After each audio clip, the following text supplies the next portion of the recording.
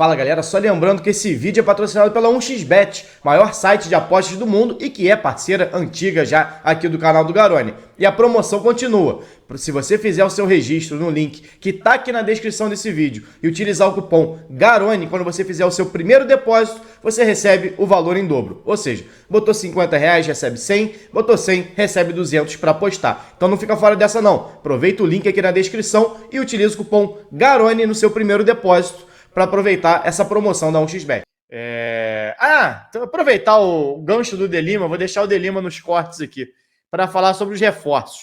É claro que eu vou fazer a análise de cada jogador aqui ainda, né? Já prometi, vou fazer um vídeo para cada um, como sempre rola aqui no canal, mas o pessoal me pediu muito antes da bola rolar um panorama geral sobre os 3 possíveis reforços do Vasco, né? Primeiro falar um pouquinho do Fábio. O Fábio é um jogador que eu vi surgir no Oeste em 2019, foi formado no Nacional.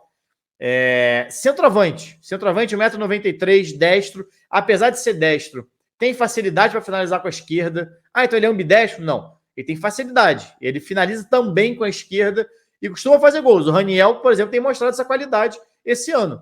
Não é ambidestro, às vezes tem dificuldade até com a direita, mas tem feito gols com a esquerda. E é o caso, inclusive, do próprio Fábio, que foi vice-artilheiro da Série B em 2019 pelo fraco time do Oeste, ou seja, um time bem abaixo, que não competia lá em cima, e ele conseguiu marcar alguns gols, e não foi só jogo aéreo, não. Apesar do 1,93 m, 8 gols dele foram de direita, 4 gols dele foram de esquerda, e só 3 de cabeça. Apesar de ele ter um jogo aéreo muito forte, inclusive para dar assistência, fazer parede, etc., é um jogador que tem facilidade, tem mobilidade, tem velocidade, ele é um jogador alto. Ele não é que ele chega a ser o Daniel Amorim, que eu acho que ele tem mais qualidade que o Daniel Amorim para jogar fora da área. Inclusive, lá no Japão, o time jogava no 3-5-2, onde muitas vezes ele não era referência de área, não. Ele saía para construir, inclusive, pelo lado.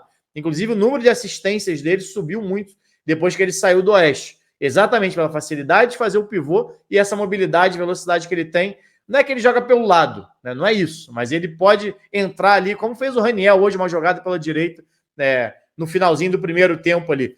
Não chegou a fazer uma jogada de linha de fundo, de lateral, estava ali dentro da área, perto, inclusive, da área, mas saindo ali, né? Tem essa qualidade, tem essa virtude, apesar de, obviamente, o grande mérito dele ser a presença de área. É um jogador que tem 40 gols na carreira e tem 25 anos só. A gente tem que lembrar que teve pandemia, assim que ele foi para o Japão, teve pandemia, ficou um tempo sem jogar, o período dele lá no Japão acabou sendo curto, ele retornou, eu vou trazer mais números na análise que eu fizer dele, voltou para o Oeste, fez gol pelo Oeste mais uma vez, foi para os Estados Unidos, teve uma boa média também de gols e assistências, de participação direta em gol, veio para o Atlético. Aí no Atlético, sim, teve uma atuação apagada, mas concorrência muito grande. Hulk, Sacha, Zaratio, enfim, vários jogadores ali para disputa com ele na posição, Keno, enfim. E ele, obviamente, acabou conseguindo pouca minutagem e sai do Atlético sem deixar grande saudade. Acho que para o Vasco, a Série B é um bom reforço. Em relação ao PV também, assim como o Fábio, eu vi surgir e vi começar a carreira dele no Botafogo. Acho que todo mundo viu, inclusive a estreia dele como profissional foi contra o Vasco, um jogo onde o Zeca faz um gol contra. Se eu não me engano, até um cruzamento do próprio PV. O Zeca tenta cortar e acaba saindo o gol. E é uma das características do Paulo Vitor, essa qualidade ofensiva. Ele dá 2 assistências no jogo contra o Macaé, no Carioca, se destaca, disputa poucos jogos pelo Botafogo. O Botafogo compra ele, porque era um jogador emprestado do Nova Iguaçu.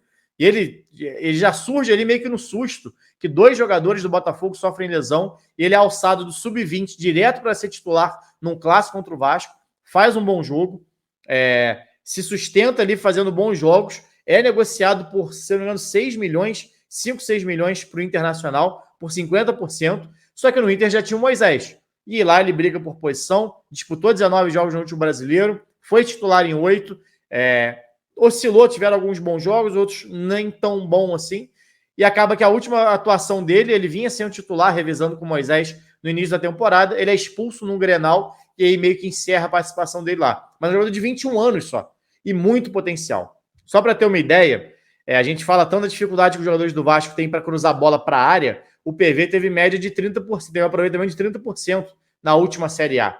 É um jogador com habilidade, com muita... tem 1,80 m, então não é um lateral baixinho, é um lateral que inclusive tem uma boa média de desarmes, isso eu vou trazer tudo na análise dele também, alguns dados de interceptação, então é um bom jogador, não estourou no Internacional, mas é muito jovem, teve uma ascensão muito rápida. A gente está falando de um jogador que até 1 ano e meio atrás, ou então há 2 anos, ele brigava por posição no sub-20 do Nova Iguaçu. Então ele foi muito rápido essa ascensão dele de Nova Iguaçu, Botafogo, Internacional. E aí isso às vezes também atrapalha o jogador que é muito jovem, mexe com a cabeça em muitos momentos, mas é um jogador que potencial e qualidade técnica tem, inclusive para ser titular. Na teoria ele chega para ocupar a vaga do Riquelme no elenco, que era a reserva do Edmar, mas se precisar, eu acho que o PV tem condições de entrar e ganhar inclusive a posição ainda nessa temporada. Sobre o Gustavo Maia, esse sim, a maior incerteza entre todos. Por quê? Quem é Gustavo Maia? Gustavo Maia é uma joia revelada pelo São Paulo, surgiu muito bem na base de São Paulo, se não me engano foi 2018 ou 2019. Ele faz 30 gols em 36 jogos, no Sub-17 ainda. E não é centroavante, é jogador de lado de campo, pontinha driblador. O Gustavo Maia é um pontinha driblador, jogador leve, de muita habilidade, ótimo domínio e conseguiu ter no São Paulo, na base, em toda a base, não só naquele momento, uma ótima média de gols. Tanto teve que o Barcelona comprou ele. Ah, mas ele jogou no Barcelona B. Sim, por opção do Barcelona, mas o Barcelona comprou ele e botou uma multa de 300 milhões de euros. Quase 2 B de bola, milhões de reais de multa rescisória. É claro que isso aí é só um valor para proteger o clube, né? Não é pagável, né, por assim dizer. E é sempre negociável. Mas só para ter a noção do quanto que despertou, né, o interesse da Europa naquele momento, o Gustavo Maia. Ele vai para lá, tem a passagem no Barcelona B discreta, e aí vem de novo, pandemia, ele é negociado no meio da pandemia, vai para lá, volta, você tem questão de adaptação, idade, tudo que a gente sabe que permeia a ida de um jogador jovem para a Europa. E ele volta exatamente para o Internacional, emprestado pelo Barcelona. Ele ainda tem contrato com o Barcelona. E no Internacional ele praticamente não joga. Ele jogou, se eu não me engano, 220 minutos como profissional no Internacional. Então, por isso é difícil você avaliar. E mesmo assim, nesse período muito curto, ele mete um golaço contra o Corinthians, um golaço que eu vou mostrar, inclusive, na análise, de fora da área, que é de quem entende. E se você pegar os lances para ver do Gustavo jogando, é claro que a base, isso muitas vezes esconde algumas coisas, o nível, muitos desses jogadores que ele enfrentou não vão se tornar profissionais, então o nível é baixo, mas você vê a qualidade natural só dele com a bola, de domínio, de drible, de percepção de espaço, na hora de dar um passe, fazer uma inversão, finalizando de fora da área. Então, assim, não sei se é um jogador que é para retorno imediato, e deveria ser. Mas pelo que o Vasco também tem de pontas hoje no elenco, a qualidade técnica é bem acima. Bem acima. E é muito mais driblador do que Peck, Figueiredo e as apostas de Lucas Oliveira, etc., que já vieram para o Vasco. Eu, André, Garoni, né, porque a galera está acostumada, mas eu iria para essa posição no mercado atrás de um jogador mais pronto. Um jogador de 25, 26, 27 anos, como é o caso do Fábio, por exemplo. Exatamente porque o Vasco só tem jogadores de 21 para baixo para essa posição. Só tem aposta.